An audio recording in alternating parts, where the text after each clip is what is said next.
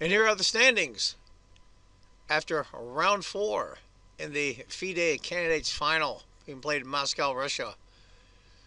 Sergei Karyakin, I'm a little surprised. +2. Sole leader with 3 points. Right behind him, 11 Aronian. I'll tell you, I'm not sure my prediction is going to make out. We'll have to see. And then Anish Gary, Peter Svidler, and Vishy Anand with 2 points. My brother Carl, struggling a little bit. -1 at 1.5 points. Veselin Topalov, I'm really surprised. -2. It just takes a small mistake to go from 3rd to 8th. But there you are, folks. The standings after 4 rounds in the FIDE Candidates Final 2016. Hi, folks. John Cordisco back again. Round 5 of the Moscow Candidates Final 2016.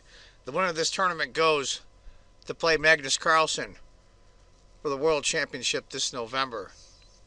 I'm pretty psyched. I live in upstate New York, and I heard the championship's going to be in New York City. That's not too far from where I'm at. And I'm going to be 60 this year. When's the chance that the World Championship comes to even the United States, let alone that close to my house? So I'm seriously considering at least going for one of the rounds. Anyway, let's get to this game. Very, very unusual game. It's going to be a Benoni, of all things. As white, 11 Aronian from Armenia, and his black, my compatriot from the United States, Fabiano Caruana. Let's get to it. It's going to be a Benoni. Aronian's white, Caruana's black. I gotta give it to Fabiano Caruana. To play Benoni against Aronian in a candidates final, you got to have a set on you, I'll tell you. You really do, as we say here in the U.S. C4, E6, Knight F3, C5, here we go. D5, pawn, knight, pawn, pawn. I'll tell you what I know about the Benoni, you can put on the head of a pin and still have a lot of room left over. So I don't know this opening at all. So anybody wants to comment concerning the Benoni in the comments section, feel free. Also, too, I'd really appreciate it. I've been picking up a few subscribers lately, but if you could subscribe, I would personally appreciate it. Let's get on with it. E4, Bishop G7, Bishop B2, castles, castles, Rook E8. Okay. Looks pretty good. I mean, it's, I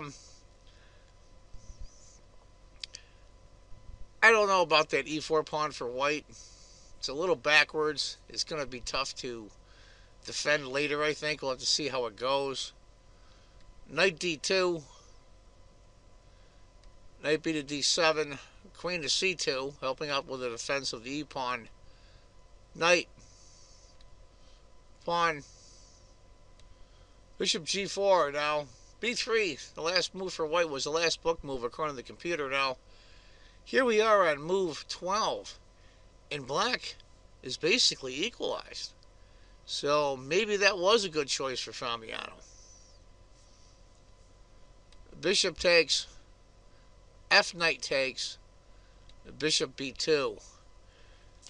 This knight looks really good here, but man, you just want to ache to go F4, but you just can't. A6, just to cover that B5 square. H3 to kick the knight. Knight goes back. And Aronian goes F4. Here we go. Knight. And then he goes knight to C4. Excellent. Excellent. You see why, of course. You can't chase the knight. Bang. The knight's going to get away. Going to either grab this pawn or he's going to move here. So he has to go knight to B6. Just to guard the D pawn for black. And then rook A to E1. Just waiting to go E5. Beautiful stuff. Knight takes, pawn takes. Knight D7. Okay, Fabi. What are you going to do here? A little screwy on the queen side. I don't even begin to know how to play that one. Computer likes knight to b1, believe it or not. Probably going to transfer the knight to here. Then maybe to here if it has to help with the e-pawn push. But he goes e5 anyway. Pawn takes. And now a move I wouldn't have considered, but now that he did it, I like knight to e4 myself.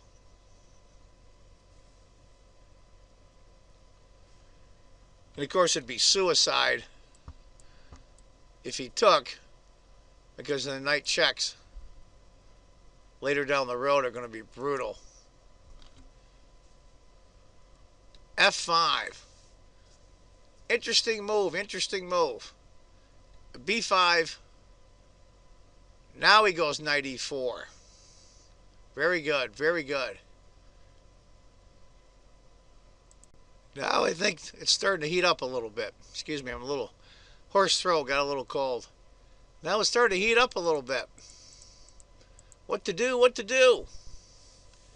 What would you do here is black. In fact, Caruana, of course, made the computer move, but it's the obvious move as well. And that's knight b6.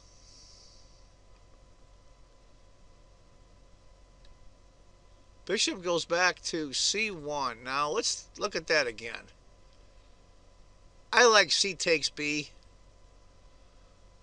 or f takes g, one of the two. Maybe he just wants to leave that f pawn there just to be irritating, or always the threat of pawn to f6. But the computer gives it a question mark here. Now right now, according to the computer, it's a minuscule advantage for black, so we'll call it even. But Aronian goes bishop to c1. Is he getting too clever? I'm not sure. Because right now it jumped up a whole point, and that's a lot for these guys on one move. I think if c had taken b, a takes, f takes, f takes, queen takes, I think that white can survive that. But after bishop c1, knight takes c4, gives up a pawn. Now let's do the pawn count here. Right now he's down 2 pawns. d6. Wow. G takes, rook takes, knight takes d6. Now it's heating up. It's an over 2-point advantage right now for Caruana. For all intents and purposes, the game is over.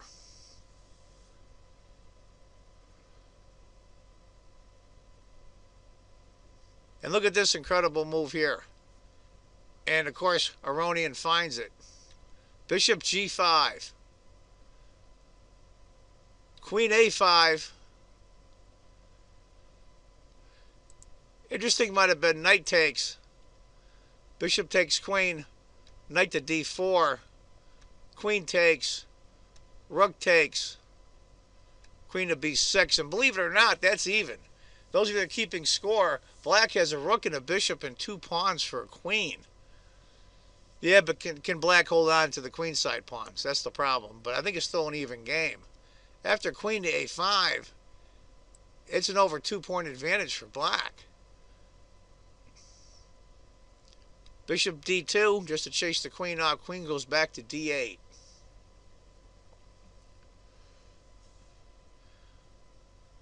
Let's go back here. This is where Fabiano, I believe, messed up. Queen to b6 is a computer move, and I agree. It's a threat of going c4, discover check, get your pawns moving down. I don't know what was going on through Fabiano's head. He's a world-class player. And being an American, I like him a lot. But I'm a little PO'd at this point. Because he should have played on here. I don't believe he was in time trouble. He went to the only square that draws. Back to d8. But he had gone queen c7, as some had suggested. Knight to f6 check. Bishop takes. Rook takes. I think he sits well. Yeah, granted, his king's a little exposed, but he can get around that. And he's a good player. He knows how to do it. There's a lot of things he could do. Back queen to d8, bishop g5, queen to a5.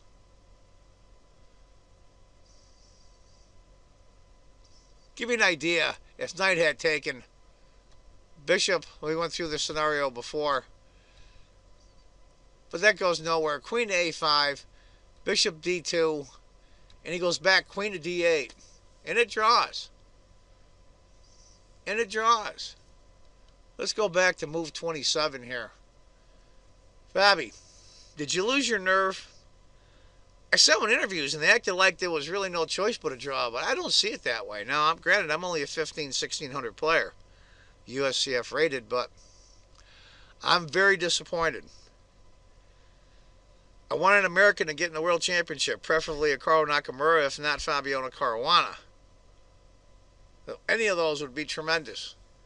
This is the candidates' final. You have to try harder.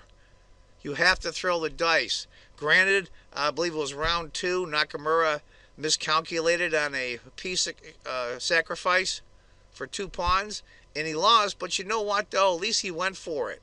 You have to go for it. You can't.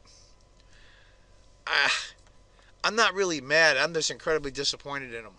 I think he could have done better. Granted, we're on move 27 now, and it was 29 when they agreed to the draw. So we'll go through, like I said, the last few moves. They're all repeats, and that's the end of it.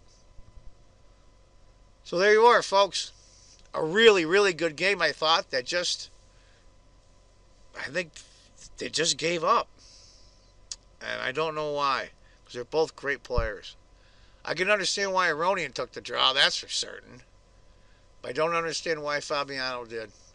Oh well, folks, that's the way it goes. So there you have it, folks. A game from round 5 of the Moscow Candidates Final 2016. I hope you enjoyed the game and not the ending. Remember what I always say. If you think chess is just a game, you're not playing it right. Take care, folks. Bye-bye.